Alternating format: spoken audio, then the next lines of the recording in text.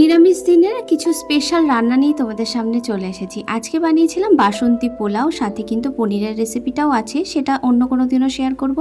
আজকে চলো বাসন্তী পোলাও কিভাবে বানিয়েছি সেটাই দেখিয়ে দিই। আমি এখানে চালগুলো ধুয়ে একবার ধুয়েছি, ধুয়ে তারপরে ঘি আর হলুদ মাখিয়ে সাইডে রেখে দিয়েছি জল ঝরাতে। আর এদিকে আমি কড়াই বসিয়ে দিয়ে তাতে 2 চামচ ঘি দিয়ে এখানে গোটা গরম মশলা ফোড়ন দিয়েছি, তারপর দিয়ে দিয়েছি কিছু ড্রাই ফ্রুটস মানে ওই কাজু কিশমিশ, আর একটু 1 চামচ মতন আদা বাটা দিয়েছি। দিয়ে সেটাকেও ভালো করে ভেজে এবার আমি চালগুলো দিয়ে দেবো। তারপর দেবো জল, এবং জলের পরিমাপটা কিন্তু এখানে ভীষণ একটা ভাইটাল একটা ব্যাপার, কারণ জল এদিক ওদিক হলেই কিন্তু তোমার পোলাওটা একদম ভালো হবে না। তো তার জন্য আমি এখানে 2 গ্লাস চাল নিয়েছি, তার জন্য 4 গ্লাস জল নিয়েছি।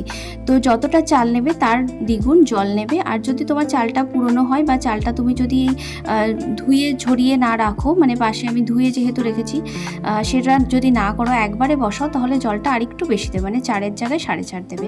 এরপর আমি নুন, একটু মিষ্টির পরিমাণটা একটু বেশি হবে, সাথে কয়েকটা কাঁচা লঙ্কা দিয়ে আমি কিন্তু ঢাকা দিয়ে রেখে দিয়েছিলাম।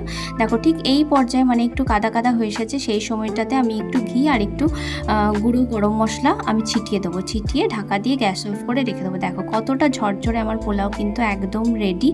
তো কেমন লাগলো আজকের রেসিপিটা অবশ্যই তোমরা কমেন্টে জানিয়ে যেও।